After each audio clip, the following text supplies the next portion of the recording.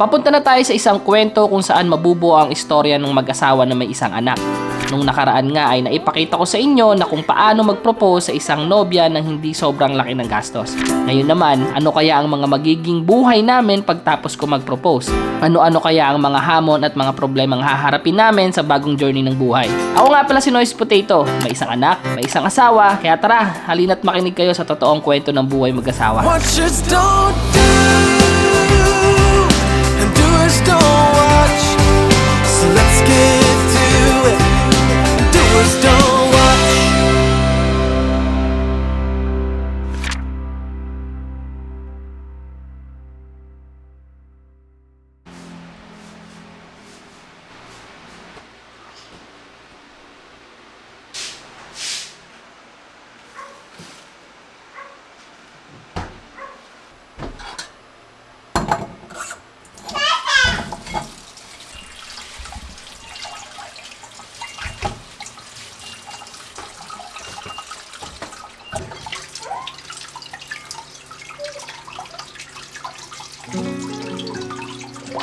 So, good morning guys.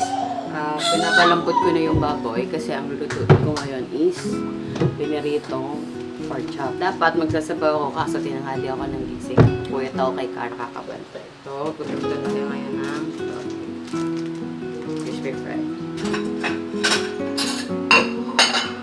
Nak, say hi! Hi! Say hi! Hello! Hi! Si kami magluluto ng... Pork chop. Pero bago ang lahat, dedede muna si Cara. Hindi ko alam guys kung tama yung ginagawa ni Mami, pero nakasanayan na namin na kapag magpiprito siya ng baboy, nilalagyan niya na ito, crispy fry. Hindi ko alam pero kasi as far as I know, ang crispy fry is ginagamit lang para siya sa mga manok na ginagamit ni Mami sa baboy. Just comment down below guys kung okay lang ba yun or kung may ibang mga gumagawa na. Tinatakpan ko itong bawal makita sa vlog. Ay, bawal ba yun? Bawal.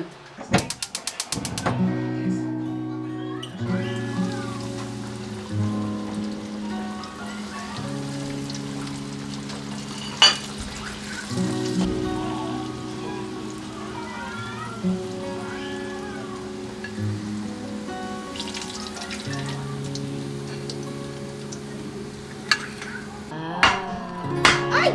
Ano? Nalaglag ko.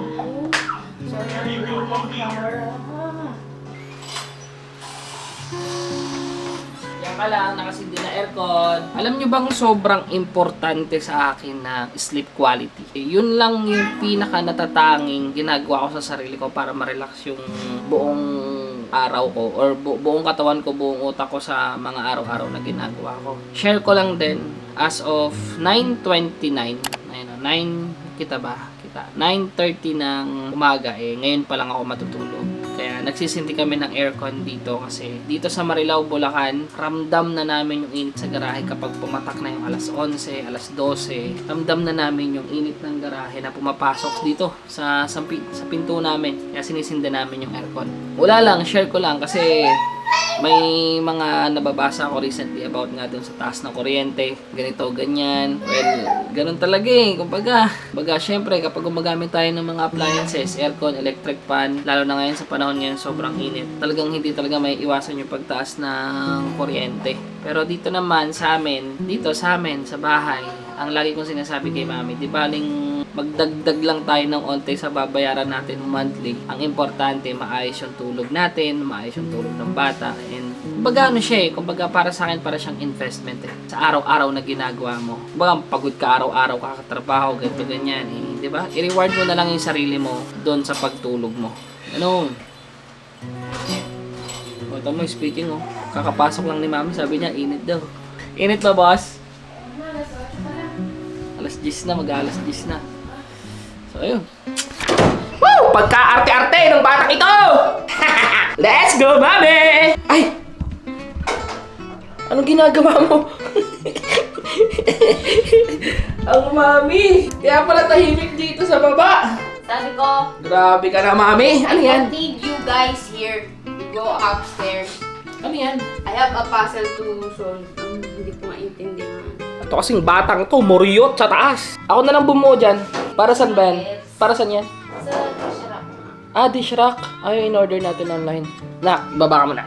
So, sa kasamaang palad, after 2 years, simula nung pinagawa namin tong kusina, nagkakaroon na ng mga problema. Especially yung lagayan nga ng namin, ng mga pinggan. So, ito kasi yung lagayan ng pinggan namin, guys. Ayan, yan yun. Well, unfortunately, nakatagalan, may mga tropa na tayo, mga ipis na minsan-minsan nakikita namin sa loob. Kaya, minabuti na namin na gumawa ng paraan. Bumili kami na panibagong dish rack. Dish rack ba tawag yan? Dish rack organizer para mailagay namin dito sa may lababo namin ng mas maayos. Tapos, saka namin aayusin yung nasa ilalim. Pero most likely, hindi na namin lalagyan ulit ng mga plato doon. Kasi yung mga plato pala namin, guys, ito siya. Yan siya nakalagay. Para pagtapos hugasan, dyan namin siya nilalagay para matuluan. Para dire-diretso lang siya dito. Siyempre, ang ending, ako ang mag-aayos. At gawa nga nang hindi niya gano'n naiintindihan yung mga ganitong bagay. So ngayon, asan ang natin? Assemble instruction natin. Ayusin natin to. Check to yun. Asan yung English? I see. May tools na kasama. Yes. So dito ka, upo ka dito habang binubuo natin to. Dito ka, sumama ka sa akin sa vlog. Yung tatanong kasi, after ng engagement natin, bakit daw hindi daw ako nagpaalam sa magulang? Bakit ako hindi nakapagpaalam kay tita, tsaka kay... Sumali ko sa'yo, ba't ako tatanong ko?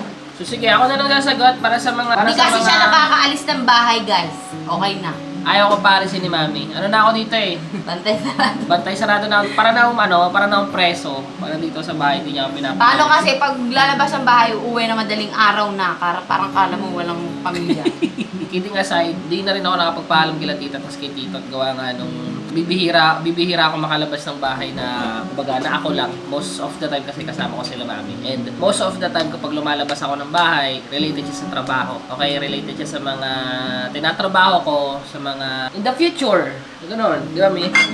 Balikan ko kayo guys kapag buo na po. Hirap intindihin. Hirap naman nito.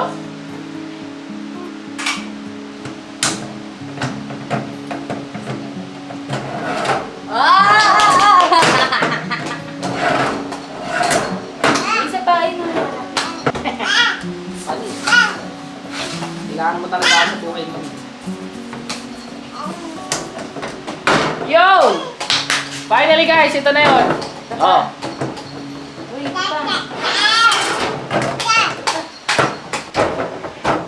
Kasha? Ayan na yung final na itsura niya. Siningit na lang namin dyan, pero okay na yan for the meantime. Ganito yung itsura niya pag nakasara. Ganyan yung itsura niya pag nakasara. Yeah. Not so bad, pero okay na yan. Medyo maliit lang kasi guys yung kusina namin. Hindi siya sobrang laki as you can see naman. Kasya lang yung 2 tao.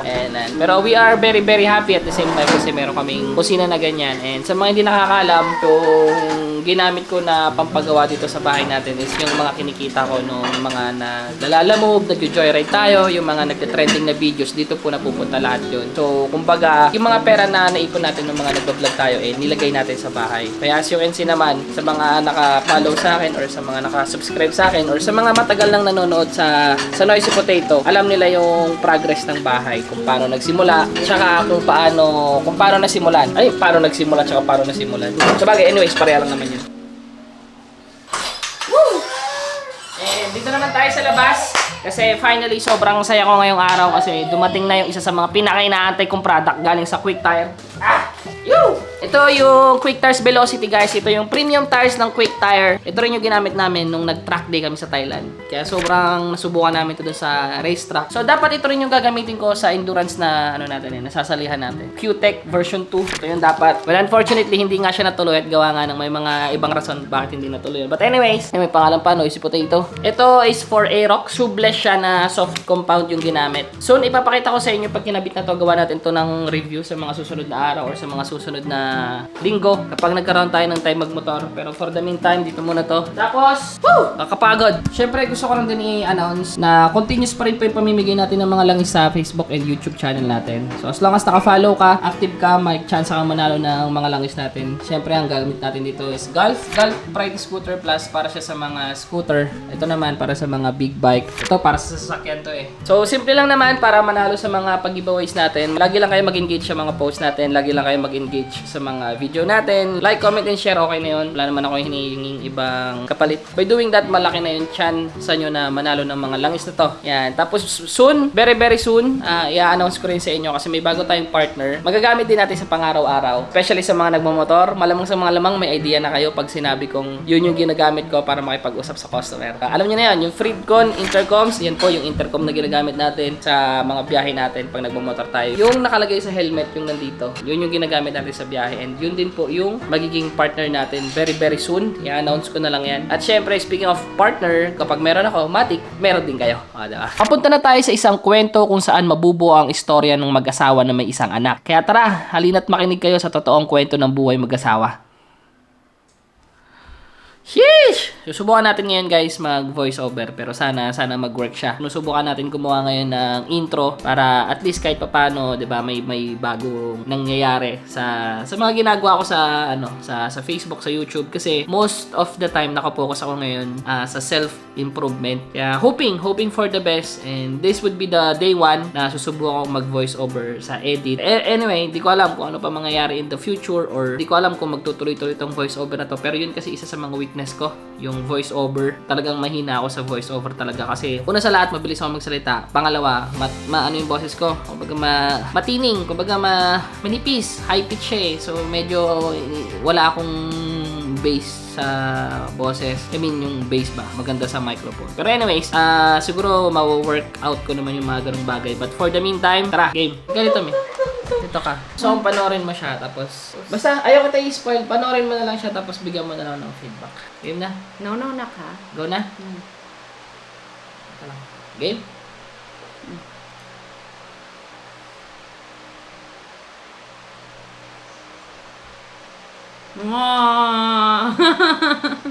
Ayan na. Yun na yun? Oh, intro ko. Bitin. Ay, ang ganda. Intro yun. Intro na. Ang galing ah. Pero every episode, syempre meron tayong kumbaga magbabago-bago ng kwento. Syempre, learning, nag-aaral ako paano mag-voice over, ganyan, storytelling. So, I think ito mami yung isa sa mga steps. Kumbaga, one step forward. Mahina ako sa pag-voice over. Sige, subukan natin. Lahat naman nagsisimula sa di ba? Sa umpisa. Ayan. Approve kayo mami guys! Ang ganda. So medyo magkakaroon na tayo ng mga voice over session sa mga susunod na episode. So yun lang guys, maraming salamat sa Yun na panonood. kanina ka sumisigaw. Oo. Sabi ko na, parang nababano na natin tapping sa baba. So yun lang guys, maraming salamat sa panonood. Bye! Tayo sa susunod na episode. Say bye.